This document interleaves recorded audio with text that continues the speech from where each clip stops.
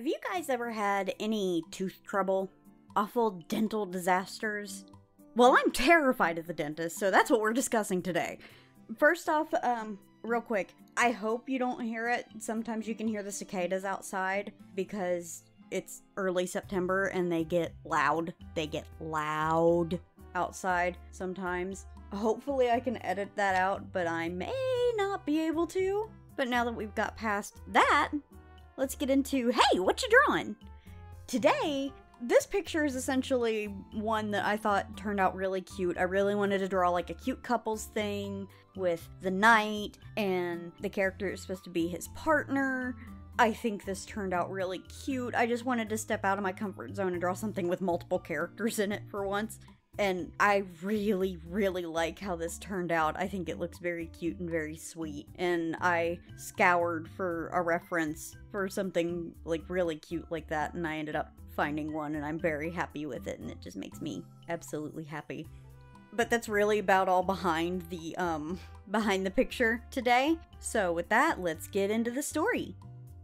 So first things first, my teeth have always been bad. I have always had issues with them. Mine did not honestly develop correctly, really. I'm not sure why, but even my baby teeth, when they came in, they started to just slowly turn gray and start to like crumble and fall apart. I think there's just something about the way they developed, something about the enamel's not right. This was awful, horrible, and it has been something that has caused me tooth issues literally since my teeth came in. Now, the first dentist I ever had was honestly really nice. I really liked him. He was a very good dentist. He was good with kids. I think actually my nephew goes to him now, and I think he does really well with him, which definitely makes me happy, because the dentist that we used to go to, you know, my grandfather knew him really well. They used to bowl together, and he's always been really good with kids. Like, we've got a couple dentists in this area that are not good with kids, that are horrible with kids, who were supposed to specifically be like children's dentists, who were horrible. But that's actually, yeah, this might end up more parts than I thought it would be, because I completely forgot about that one. So there might end up being another one in there, and I've already got like potentially 4 parts. This might end up being a 5-parter instead. These parts are going to be spread out. That way I'm not going to do them one after another, just because talking about teeth stuff is a little bit, it's anxiety inducing just because of that. But I also like knowing that I'm getting out something out there that people can relate to, because I know other people have had bad experiences with the dentist, and other people have had issues with their teeth, and it's nice to know you're not alone. That's why, even though teeth freak me out, I like listening to other people's awful tooth horror stories and dental horror stories, because I like knowing I'm not alone. But this dentist, he was a really good one, and he was really good with kids. He always let me pick a toy, and always let me pick my toothbrush color after a visit. I usually got, for a toy, they had those little styrofoam airplanes that had like the slingshot thing, or that you would throw, and you could bend parts on the wings to make them do different things. I loved those things. And especially where we live in a very conservative area, and as a kid, presenting female, a lot of dentists will just hand you a pink or a purple or something like that, a quote-unquote girly color, yellow, something like that for a toothbrush, rather than ask you what color you want, or show you the girl colors if you're gonna pick a color for something, or the boy colors. No, he just let me pick whatever color toothbrush I wanted. I always picked blue. Blue has always been my favorite. I have 7 favorites, but I digress. Oops, I bumped the thing. Anyway, I have 7 favorites, but I digress. Now, with this dentist, I had my first cavity when I was about 5, and I am very, very glad that I had a good dentist, because, again, I was about 5, I was in kindergarten, I was terrified of the dentist, because most kids that young are terrified of the dentist. It's fairly normal, pretty standard when you're that little. Now, we did try to handle that particular cavity in the office, but because I got freaked out so easily, we couldn't. And we did try, and he was very good with it. He made sure when he went to numb it, he did not let me see that he was getting ready to stick a needle in my mouth. He made sure that I did not see that he was going to put a needle in my mouth. He didn't, you had some dentists around here who would tell people, you know, I'm gonna put a little bug in your mouth. I'm like, why? Why a bug? Some kids, that's just gonna freak them out more than a needle would. So, I never understood that. But he would tell me I'm going to feel a little pinch. And it freaked me out a lot. So, we couldn't really do it in the office. Because, like I said, we did try, and I freaked. I didn't know it was a needle, so I didn't call it a needle. I didn't know it was an injection to numb me. I just knew it pinched my cheek and it hurt really bad, so I essentially begged him not to use the cheek pinching tool. So because I was freaking out way too badly, we had to do something else. What we had to do was actually set up for me to legitimately be put under anesthesia, so that they could do a filling on my mouth.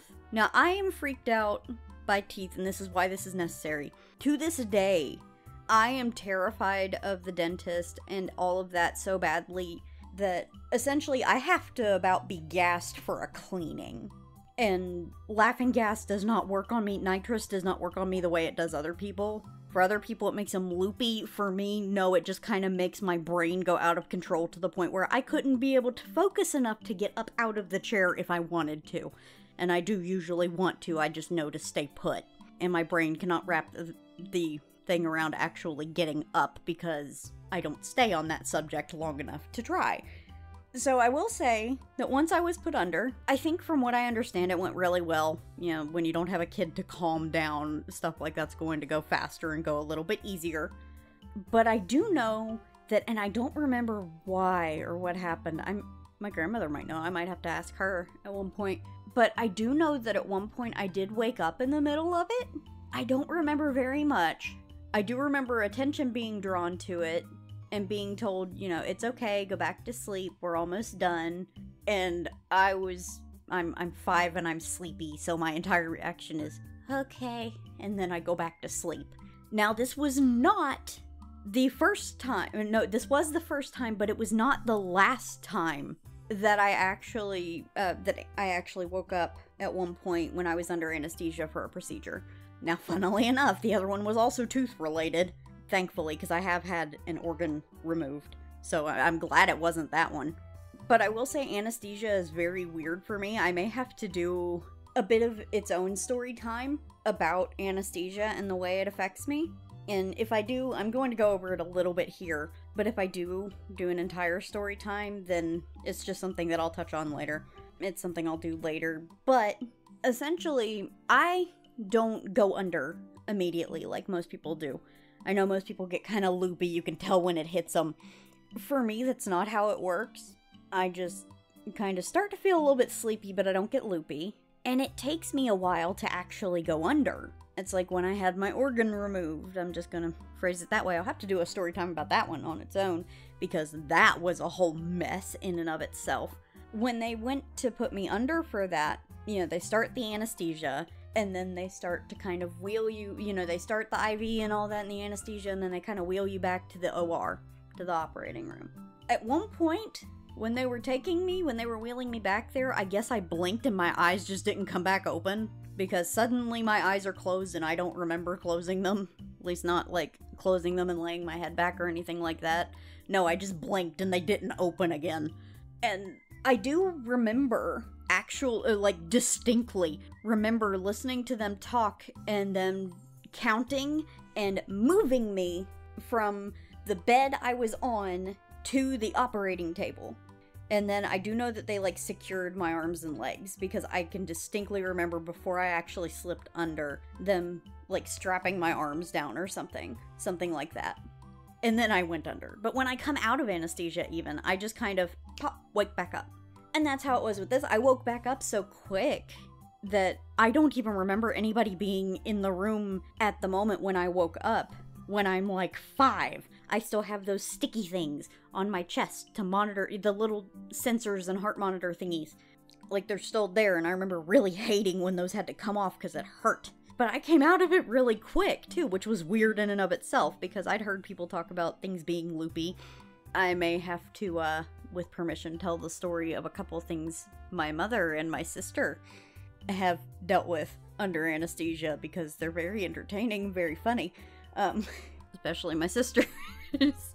That one actually became a thing that the nurses talked about after one of her surgeries. Anyway, I digress. That's another one I have to ask her permission for that one, of course. But the worst part is, after all of this, that was only the start of my tooth issues. Here I am, I'm 5, and I have to be put under anesthesia, actually put to sleep, so they can do a filling, because I freaked out so bad.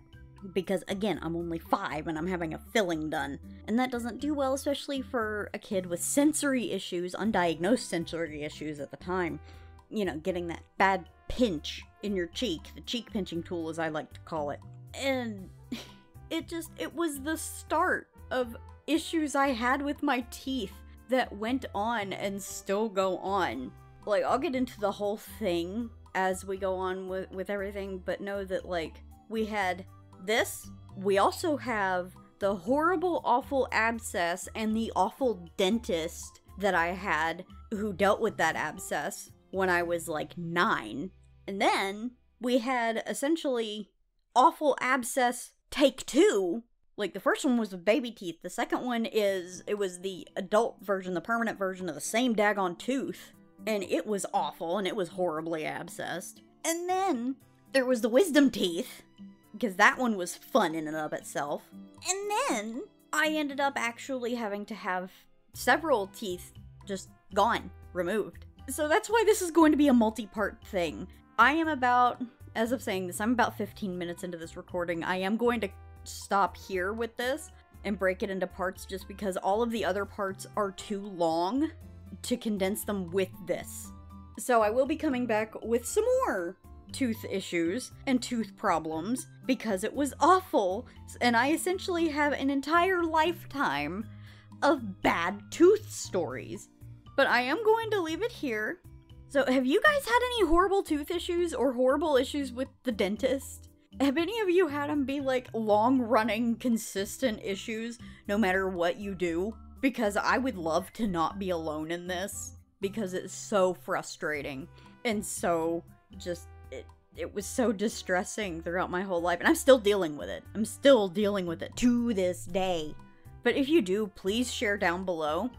I want to give a special thanks to my patron, Inside Chaos.